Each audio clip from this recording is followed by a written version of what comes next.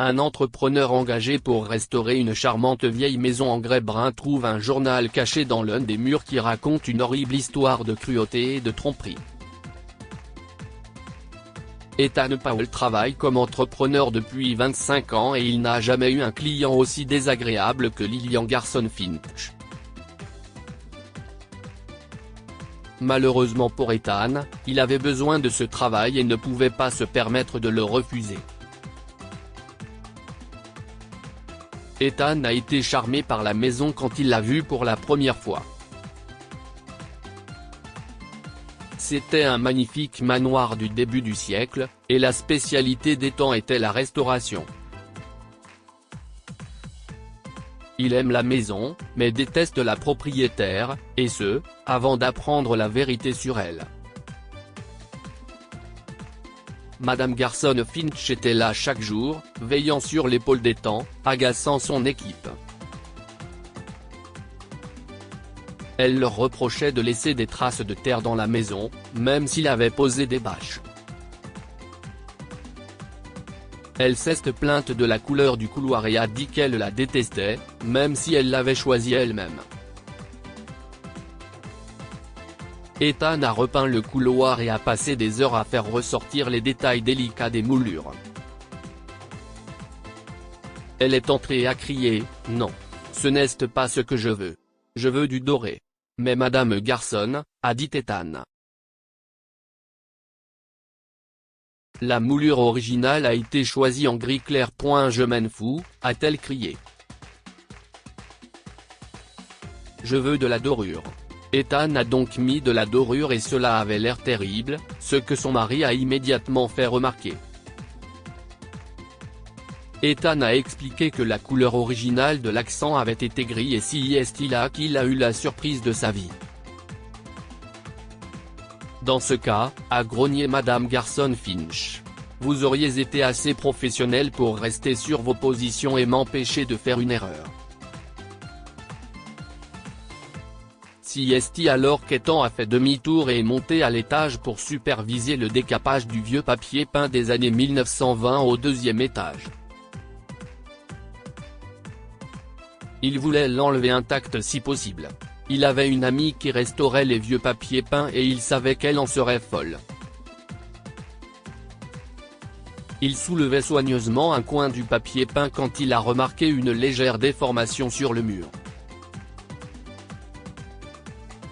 Il appuie dessus et, à sa grande surprise, un morceau de papier peint se soulève et, en dessous, se trouve une minuscule niche. Dedans se trouvait un journal intime à l'ancienne. Il l'a sorti et a soufflé dessus. Le journal était étonnamment dépoussiéré. Ethan a ouvert la première page et a lu « Vivian Harper Garson 20 novembre 2021 ». L'entrée avait un peu plus d'1 an, mais le journal était définitivement une antiquité. Intrigué, Ethan a commencé à lire. Je ne peux pas croire que cela m'arrive. Peut-être que je deviens folle, alors je l'écris dans le journal intime que ma mère m'a offert pour mon 16e anniversaire. Si est ironique que je ne l'utilise que maintenant que j'ai 78 ans. Je prie Dieu pour que je me réveille de ce cauchemar, mais en vain. Depuis la mort de mon cher Edgar il y a 6 mois, Lillian me tourmente. Elle veut que je lui cède la maison. Elle dit que si pour lui épargner des droits de succession exorbitants, mais je ne la crois pas. Elle veut vendre ma maison adorée où j'étais si heureuse avec mon Edgar. Dieu merci, elle ne peut pas mettre la main sur mon argent. Ce cher Edgar l'a placé dans un compte, il est donc en sécurité. Ethan était stupéfait. La mère de Madame Garson Finch avait écrit le journal. Mais où était-elle? Pourquoi le journal était-il caché dans le mur? Et avait-elle forcé sa mère à céder la maison? Ethan ne pouvait plus poser le journal, alors il l'a emporté chez lui. Ethan, a clamé sa femme. Tu as oublié d'acheter du lait. Désolé, chérie, marmonne Ethan et se dirige vers son bureau où il s'assied pour dévorer le journal. Même ses 3 enfants qui se disputaient et se battaient ne parvenaient pas à le déranger. Lilian m'a réveillé au milieu de la nuit pour m'apporter le petit déjeuner, puis elle m'a enfermé dans la salle de bain sans fenêtre pendant des heures.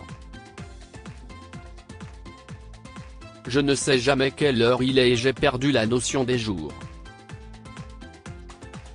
Je sens que je perds mon emprise sur la réalité. Elle m'a dit qu'elle arrêterait de me donner mes médicaments jusqu'à ce que je signe. Je ne veux pas mourir. J'ai signé. Maintenant elle a montré son vrai visage. Lire aussi, une femme achète une vieille maison à un prix étrangement bas puis remarque que les voisins ont peur d'elle, histoire du jour elle va vendre ma maison. Elle va me faire déménager dans cette horrible maison au coin de Oak Street. J'ai tellement peur. S'il vous plaît Dieu, aidez-moi. C'était la dernière entrée dans le journal intime. Emma. Ethan a appelé. Lisa, et dis-moi ce que tu en penses. Emma s'est assise et était aussi fascinée qu'Ethan. Oh mon Dieu, Ethan. S'est-elle écriée. La pauvre femme. Sa fille la manipulait. Si est-il de la maltraitance. Demain, je vais aller à Oak Street pour voir si la vieille dame va bien, dit Ethan. Puis j'irai voir la police. Je vais sauver cette pauvre femme. Le lendemain matin, Ethan a appelé Madame Garson Finch et lui a dit qu'il allait chercher des accessoires d'époque pour la salle de bain, puis il est parti pour Oak Street. La maison de retraite avait l'air agréable, et quand Ethan a demandé à parler à Madame Vivian Garson, le personnel a été surpris. Madame Garson est ici depuis presque 1 an et vous êtes son premier visiteur. Ethan a été conduit dans un jardin isolé où une femme frêle était assise, l'air découragé. J'espère que vous pourrez lui remonter le moral, dit l'aide-soignant. La pauvre femme est très déprimée. Ethan s'est assis à côté de la femme. Êtes-vous Madame Garson ? demande-t-il doucement. La femme leva les yeux vers lui et Ethan vit qu'elle avait dû être autrefois d'une grande beauté. Oui, dit-elle. Qui êtes-vous ? Est-ce que je vous connais ? Non, dit Ethan. Mais moi, je vous connais. Il a sorti le journal intime de sa poche et l'a ouvert à la dernière page. Il a lu la dernière entrée à haute voix, « Elle me fait déménager dans une maison sur Oak Street. J'ai tellement peur. S'il vous plaît Dieu, aidez-moi. Madame Garson, je suis l'entrepreneur qui restaure votre ancienne maison, a expliqué Ethan. J'ai trouvé votre journal intime, et je pense que si est la réponse de Dieu à votre prière. Je veux vous aider à sortir d'ici, et la première étape est de porter ça à la police, et de porter plainte contre votre fille. Vous avez trouvé mon journal intime ? a demandé Vivian Garson, des larmes coulant sur ses joues. Vous êtes l'ange que Dieu a envoyé pour me sauver. Ethan a apporté le journal intime à la police, et après avoir interrogé Madame Garson, le procureur a fait arrêter Madame Garson Finch et son mari. Madame Garson est retournée vivre dans sa maison et a demandé à Ethan de terminer la restauration. Lorsque Madame Garson décède quelques années plus tard, Ethan est stupéfait de découvrir qu'elle lui a légué, ainsi qu'à ses enfants, la belle demeure du début du siècle. Que pouvons-nous apprendre de cette histoire ? Ne jamais perdre espoir. Dieu répond toujours aux prières. Vivian Garson n'aurait jamais imaginé que son vieux journal intime et une prière désespérée lui permettraient d'être sauvé. La malhonnêteté et la cruauté mènent toujours à une mauvaise fin. Madame Garson Finch pensait qu'elle s'en était tirée en volant la maison de sa mère, mais c'était sans compter sur le karma. Partagez cette histoire avec vos amis. Elle pourrait égayer leur journée et les inspirer. Cette histoire est inspirée de la vie quotidienne de nos lecteurs et rédigée par un écrivain professionnel. Toute ressemblance avec de véritables noms ou lieux est une pure coïncidence.